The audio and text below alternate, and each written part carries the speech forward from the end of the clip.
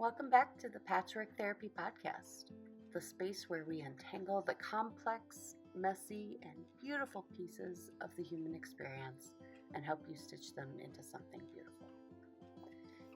In this space, we take the time to dive deep into real-world, evidence-based theories and topics.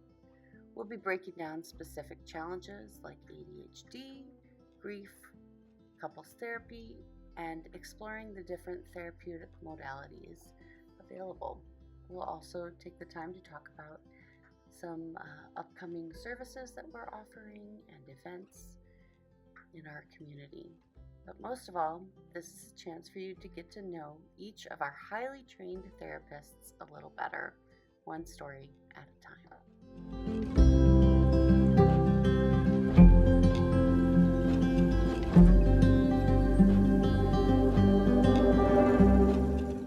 Hello, Patchwork family.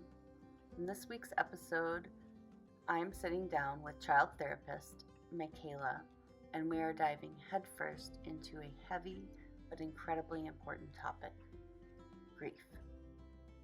Whether you are an adult navigating your own loss or a parent trying to support a grieving child, Michaela is here to break down how loss impacts our nervous system, how to spot the hidden signs of grief, and how we can begin weaving the pieces of our lives back together.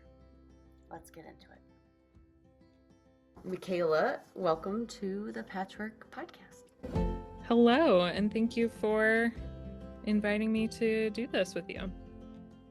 I'm so excited to have you here on the podcast. I'm excited for this to grow and to have more chances to talk to you about lots of things, but I'm excited because you have two upcoming events that we're hosting at our Downers Grove location on July 18th, which is for adults only, and then one on August 1st, which is for families. Is that correct? Mm-hmm. That is correct. We are doing a couple of workshops to provide some grief support and kind of look at it through a couple of different lenses. Is the event for adults that are dealing with grief, or for giving adults information on how to help their children process grief? Yeah, that's a great question. So the one geared towards adults, that is focusing on the adults. It does not need to, you don't need to be a parent or supporting kids at all. You just need to be a person that is over the age of 18, that is going through a loss or change, that wants some grief information. The one on August 1st is geared more towards families. So looking at that whole immediate family unit and how can we support grief in the children, how can we support parenting through grief, and how can we support grieving as individuals and within the family. Awesome. Well, that's going to be a great resource to our community. I will share information on how to sign up for those if you're interested in the links below. To start us off, what drew you into specializing in grief and loss? If you would have asked me when I was in grad school, which they often did, what is one population you never foresee yourself working with? I would always say grief and loss. I come with my own personal story of grief, losing someone close to me when I was a kid myself, and then kind of since then having subsequent losses. And then I did an internship at a nonprofit that provided grief support and fell in love with real grief work, being able to sit in the hard emotions and recognize the power of genuine grief and seeing it not only as this like heavy bouts of sadness and anger and all of these feelings, but also recognizing the beauty that is within it and the connections that we form in grief. And once I started that grief work, I really couldn't turn off the lens. It became a very crucial part to how I functioned, and I can see it everywhere. So why not use that skill and stick in that world of grief and loss? People often think that grief is this wave of sadness and it fades over time or it gets easier, goes away. But clinically speaking, how does grief actually impact our nervous system and our day-to-day brain function? Yeah, so grief is multi-layered. It affects every part of who we are. It definitely does affect our emotions and how we feel. But it takes a lot of energy to grieve and to process and to kind of reconstruct how we see the world. So not only are we grieving, the loss of a person or something that we value or just like this change in general, but we also have to figure out how do we function in a world where this is no longer our norm. And that takes a lot of energy and it takes a lot of processing. And it can show up in very physical ways. So you might be more tired all the time and have difficulty sleeping, whether it's sleeping too much or not sleeping enough. You might have changes in your appetite, also eating too much, not eating enough. You might lose your ability to focus and concentrate the same way. You might feel like you're more isolating and withdrawn versus, or you might lean into being around people more and trying to connect more. There are a lot of ways that we might respond, and our nervous system is really just trying to figure all of it out. It's as if you pulled the rug out from under someone, which often is how grief feels, and they're trying to regain their balance. And that's kind of what's happening in our brains as well, just trying to understand our situation and learn how to adapt these pathways that we've already created, given that some of our maybe coping skills or resources or um, things that we would generally go to might look extremely difficult after a loss. And I love that you say a loss because it's more than just a death that people always associate with grieving, but grieving can be associated with so many losses, like a relationship, divorce, Mhm. or moving to a new place and feeling the loss of of your space or your community, a change in your future that makes everything feel like you've lost something you had planned for. There's so much that people don't understand that grief is part of that too, and it's nice to put the name to those items too. That is grief. That grieving any of these losses. I love that you bring up grief is not just a death. Um, I think a lot of times people are focused on the things that we grieve that are notoriously bad, like a death, like losing a job, like moving when you didn't want to. There's also grief hidden in really beautiful moments. The grief of a family that's welcoming a new child, going from a family of two to a family of three, or the grief of graduating from high school or college. Your life looks completely different after this one specific moment. And it is a good thing, but it also comes with mixed emotions. There's that sadness about what used to be and how things used to work. And there's maybe hope for what could come. And those feelings don't just, cover one topic. And that's the tricky thing about grief is that it's so present everywhere. Every single person has experienced it. You can't live life without experiencing it in some capacity, but it happens so frequently that we almost miss it. And then we only focus on the negatives of it.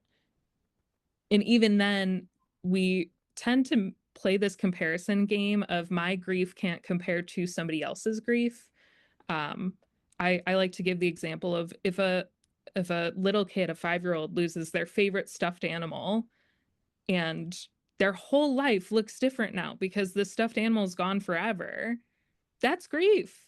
That is a loss for them that they need to process and understand. but that doesn't look the same as a spouse who lost their partner of 50 years. It's a completely different experience, but they're both valid. They both are fair to experience and grieve and feel. So, part of my job and my goal for the last several years and for the rest of my time is to honor all types of grief, all shapes and sizes, and really, if I could scream it from the rooftops, it's okay to have feelings about change and loss. And it's okay to respond to them. Granted, some responses might be more uh, sustainable and more formative than others, but that's its own subject. At the end of the day, you're allowed to grieve.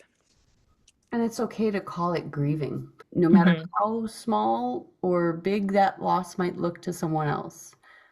So one of the things that our clients have said is that they don't know if they're doing it right. If they're grieving the way they should, or if they're going through the steps or doing the things. Sometimes they are angry and sometimes they just don't feel anything at all, and sometimes they feel like they're moving on too fast. But there's so many different shapes that grief can take. Could you talk about some of that? Absolutely. I love to challenge people to name a feeling that you can experience while grieving, because truthfully, there is none. I think as a society, a lot of people have this image of the 5 stages of grief. And if you come to the adult workshop, we'll talk about those 5 stages and where it might work for some people, and for a lot of people, it might not work. But grief is not just sadness, anger, denial, acceptance. Grief is so much more than that. So there really isn't a right or wrong way to grieve. That being said, if you are struggling to live your everyday life, if grief is so unbearable that you can't function, then it sounds like you need some extra support. And that's not an inherently bad thing either. And it doesn't mean that you are doing things wrong. It just means that you're a person and you're going through something really difficult. But at the end of the day, all emotions are okay. I've had people share with me how they were relieved after a person that they loved so dearly died. And that's fair because we don't like to see suffering. And I've had people tell me about how they can't even say their person's name without crying. And that's fair because that person had an impact on their life. Um, so there's really nothing no emotion that can show up that doesn't make sense in the context of grief. For someone who is dealing with grief and is interested in checking out this group that you're hosting on July 18th for adults, what does that look like to go and sit in a room with other adults and put words to your grief? What would someone expect? Sure. I think whenever grief comes up, everyone's first assumption is that, okay, I'm going to go and I'm going to sit there and I'm going to cry in front of a bunch of strangers.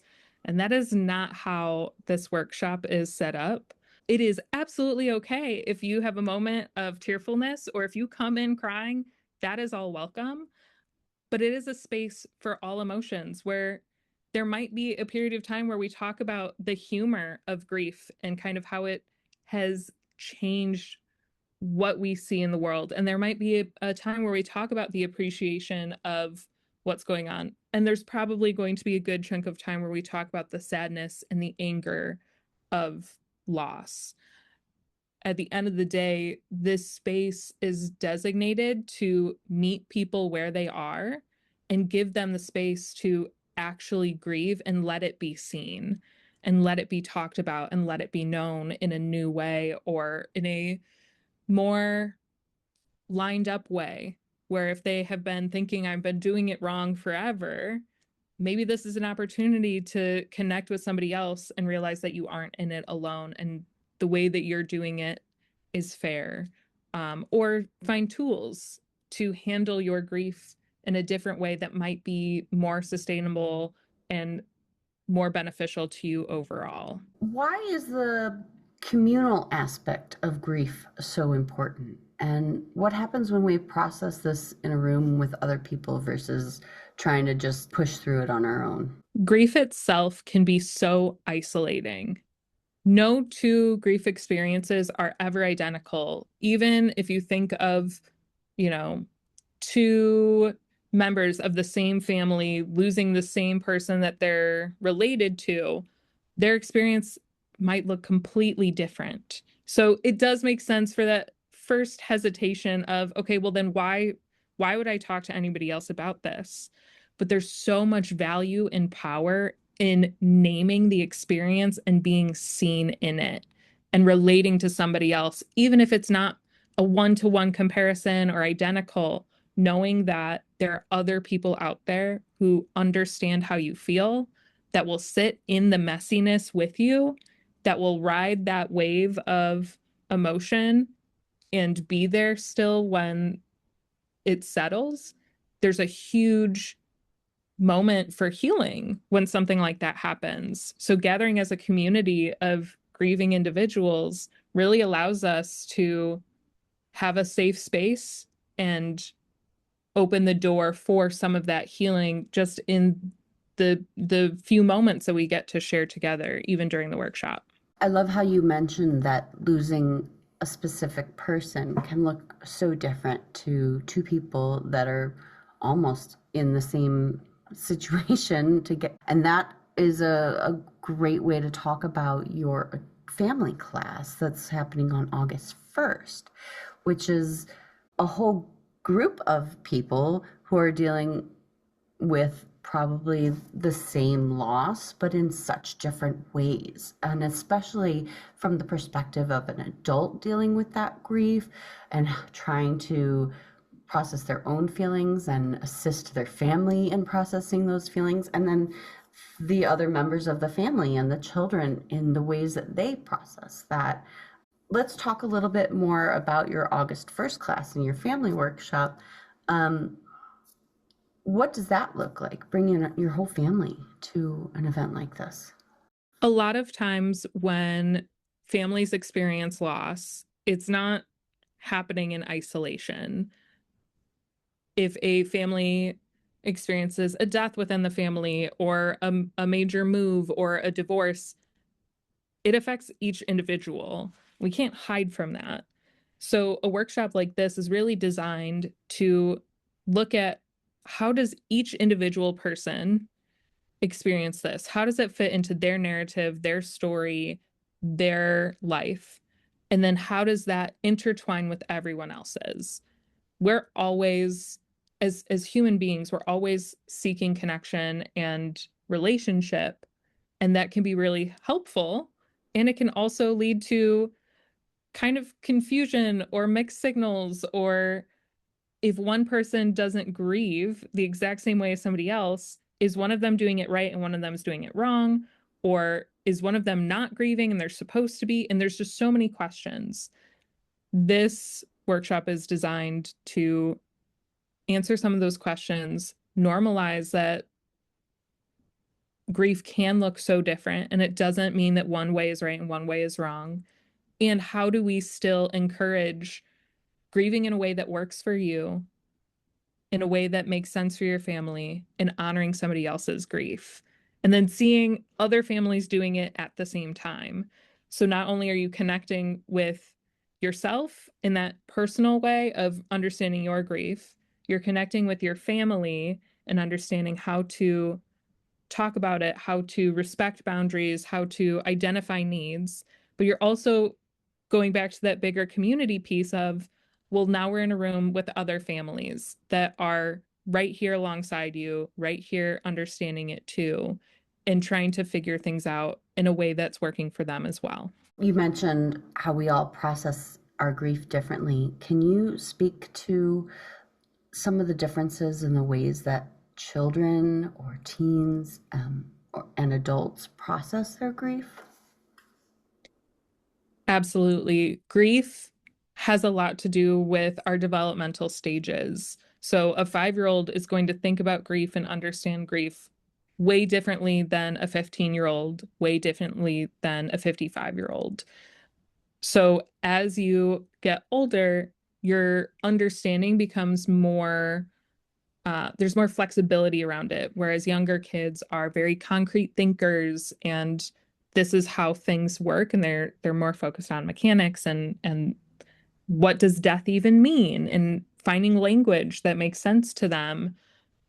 Teens can kind of start to understand the abstract, but there's also a lot of social roles that they're trying to grasp. And if I own my grief, is that going to make me an outcast compared to my peers? So that's a dynamic that they're trying to understand and work through. And then adults are trying to manage their grief, and often they're not only taking care of themselves, they're taking care of a bunch of other people, whether it's people older than them, like elderly parents or relatives, or people younger than them, like children or younger relatives. There's always these other roles that kind of play into what you're experiencing.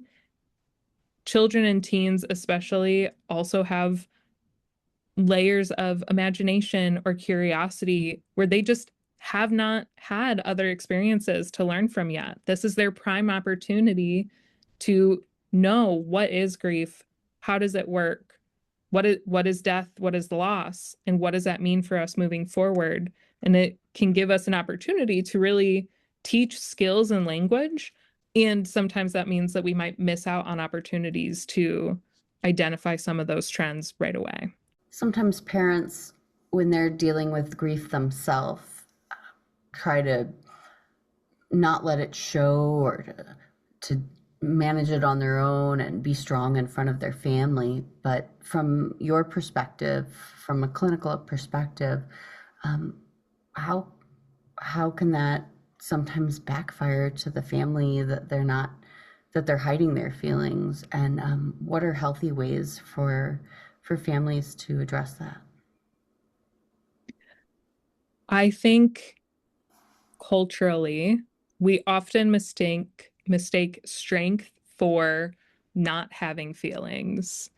And I will put my therapist hat on, and I feel like this is a very therapist-y idea and way to describe it. But to me, strength is more about how do you regulate even in the midst of emotions. It is absolutely okay and probably healthy for children to see their parents experience safe emotions, whether that's crying, whether that's getting angry, whether that's feeling numb and being able to identify it.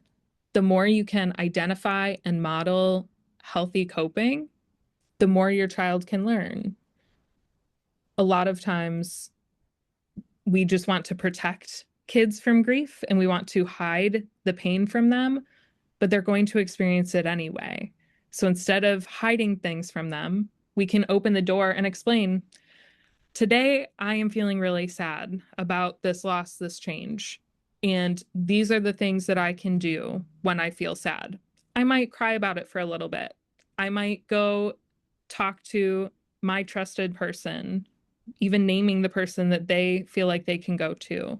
I might take a walk or do something to honor my loss, and truly naming, this is my emotion and this is what I'm doing about it. It can sound silly in the moment, but that's giving the framework for the child right then and there of, it's okay to have this emotion. These are appropriate ways to deal with it. And no parent is ever perfect 100% of the time. And I don't want anyone to walk out of a conversation with me thinking that they can't mess up or they can't, have a moment where they lose their control. That's not the expectation. But even in the moments where maybe you are at your wit's end, you are deep in your grief feelings, and you are losing your control, coming back afterward and saying, that was a really crazy moment. That was a really heavy moment. I was not regulated. I was not in control of my emotions very well. Apologizing to your kids can do wonders, and then changing the behavior, working with them to repair the relationship after a blowout or lashing out or just checking out. There are a lot of spaces for recovery and support, even when you make a mistake as a parent. The expectation is not that you are perfect 100% of the time, but it's that you care and that you want to repair when a break happens. And there's a lot of room for that in relationships. I love that you said talk to your safe person, or you had mentioned sometimes we do blow up and we don't handle our emotions the way we should. And those are great opportunities where your safe person could be a therapist, or if you don't have one yet and you blow up, you go, maybe I should go talk to somebody, and it could be really helpful and beneficial for me to process this, and then for me to be able to be the support system for the other people in my life that are seeing me process this or also processing things on their own.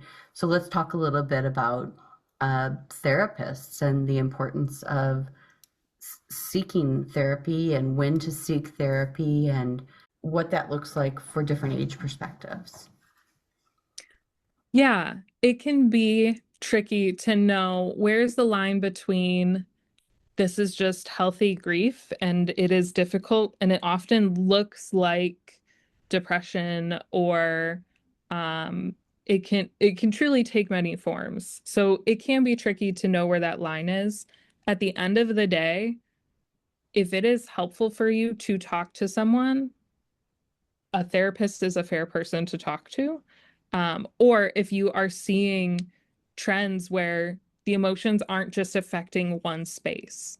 So if a child is having a hard time at home, that's absolutely concerning, but maybe not ready for therapy. Maybe it's just something that you can work on at home. But if the child is having a hard time at home and at school and with their friends, that's a trend that maybe we want to dive in a little bit deeper and get to a root issue and unpack with them. Therapy itself is this beautiful space where you can come in. And if you are trying to learn how to regulate your emotions or even identify your emotions, the therapist is sitting right there with you with no judgment, with no expectation, with no shame around confusion or intense emotions, and can teach you some tools on how to come back to baseline and what might be happening within your nervous system or your brain or your emotions in a way that it's really hard to see when you're smack dab in the middle of it. The expectation isn't that you have all the answers, especially in therapy. There's just a space where somebody can reflect it back to you so you can take a deeper look and explore a little further. So for these upcoming group sessions, does somebody need to be a client at Patchwork Therapy, or is this open to anyone in the community to sign up? This is open for anyone in the community. You do not need to already be a client at Patchwork Therapy. If you just so happen to decide after the workshop that you could use some extra support, there are therapists at Patchwork that would be happy to work with you. But it truly is just an opportunity for the community within the community. Can you give us any like spoilers or free tips and tricks that are going to be at these events? Sure. Without giving too much away, I can say we will touch on the mind-body connection quite a bit, both in the adult-only session and the family sessions. Um, it really gives us an opportunity to explore how grief can touch every part of our lives. There might be some creativity asked. I am not an artist. I don't require anybody to be an artist, but sometimes we need physical ways to let out our anger. And if that's something like scribbling on a piece of paper and ripping it up, that's something we might explore in our sessions, or um, getting messy in a moment with our families, uh, of course, in safe ways, might be a way to connect and find the messiness of grief and still be okay with it. And it's so nice that you have these workshops available to anybody in our community that's interested in trying them out. And if they are looking to sign up, where can they do that? So signups are on our website at patchworktherapy.com. And that will take you exactly where you need to be. You can find our link for the specific workshops that we've talked about. If you want to sign up for one of them or even both of them, you are welcome to do that. Well, I am excited for these upcoming workshops. I know that they can be such an asset to people experiencing grief from loss, from any type of loss. Mhm. And I'm so glad to have gotten this opportunity to speak with you and really dive into it a little bit more and understanding it. I appreciate you taking the time to be here. Thank you so much. I love talking about grief and I love every opportunity I get for it. And I am looking forward to doing that with hopefully some new faces or some people who are ready to take that next step and explore what their grief experience can be. All right. Well, thank you, Michaela, for joining us today on our very first Patchwork Therapy podcast. I'm excited for all of the episodes to come in the future of these opportunities to dive deeper with each one of the therapists at Patchwork Therapy. And also maybe next time we'll get to dive a little bit deeper into you specifically and getting to know you a little bit better. But thank you for being here, and we'll see you next time. Sounds great. Thank you.